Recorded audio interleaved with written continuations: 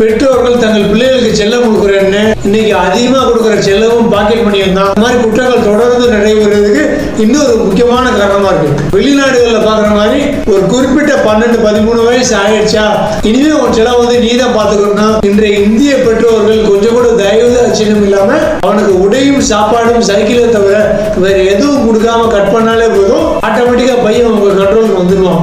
அதையும் மீறி பையன் எனக்கு மொபைல் வேணும், பைக் வேணும், கார் வேணும்னு உங்களை கேட்டு தொந்தரவு பண்ணி உங்களை டார்ச்சர் பண்ணிட்டே இருக்கான்னா அவனை உங்களால கண்ட்ரோல் பண்ண முடியலன்னா தயவு செய்து அவனை ஏதாவது ஒரு ஆஸ்பத்திரி கொண்டு போய் காமிங்க. பாருங்க அந்த ஆஸ்பத்திரியில எத்தனை குழந்தைகள் ஊனமா கஷ்டப்பட்டுக்கிட்டு இருக்காங்க, இவங்களை வளர்க்கறதுக்கு இவங்க பேரண்ட்ஸ் எந்த அளவுக்கு கஷ்டப்படுறாங்க.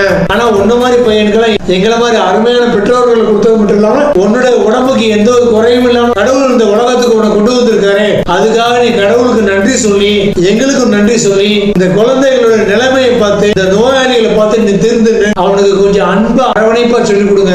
முடிஞ்சா நீங்க வேலை பார்க்குற ஆபீஸ்களுக்கு உங்களோட சொந்த நிறுவனங்களுக்கு உங்க பசங்களை கொண்டு போங்க. நீங்க எப்படி எல்லாம் கஷ்டப்பட்டு வேலை பார்க்குறீங்க, உங்களுக்கு கீழே உள்ள ஊழியர்களை எவ்வளவு கஷ்டப்பட்டு வேலை பார்க்குறீங்க, அவங்களை மேய்க்கிறது எவ்வளவு கஷ்டமா இருக்கு. நீங்க வெளியில ஆபீஸ்ல எங்கேயாவது வேலை பார்க்குறீங்கன்னா உங்க மேல் அதிகாரிகள்ட்ட எந்த அளவுக்கு வசவு வாங்கி எந்த அளவுக்கு அவமானங்களை தாங்கி வேலை பார்க்குறீங்கன்னு உங்க பிள்ளைகளுக்கு தயவு செய்து புரிய வைங்க. ஆட்டோமேட்டிக்கா அவங்க திருந்திடுவாங்க.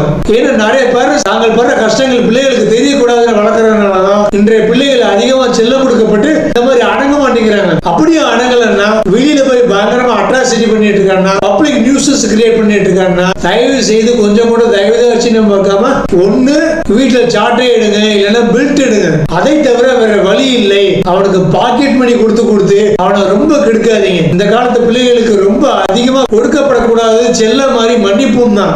ஏன்னா நம்ம ஜெனரேஷன் பிள்ளைங்க ஏதாவது தப்பு பண்ணியிருந்தாங்கன்னா அவங்கள பெருந்தன்மையா நினைச்சு அவனை நம்ம திருப்பி ஏத்துக்கிட்டோம். அதை நம்ம ஜெனரேஷன் பிள்ளைங்க அதை கொஞ்சம் மனசாட்சிப்படி யோசிச்சு பார்த்து பின்னால நமக்கு அடங்கி போனாங்க. ஆனா இப்போ உள்ள ஜென்சி பசங்க நம்ம கொடுக்குற மன்னிப்பு எல்லாம் ஒரு பொருட்டாவே எடுத்துக்கிட மாட்டீங்க.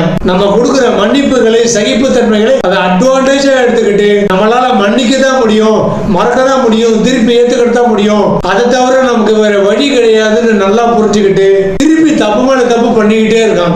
சோ இன்னைக்கு நம்ம தயவுதாட்சியம் பார்க்காம வீட்டுல அவனை கடுமையா தண்டிச்சோம்னா நாளைக்கு அவனை போலீஸ் கடுமையா தயவுதாட்சியம் பார்க்காம தண்டிக்கிற ஒரு நிலைமை வராது.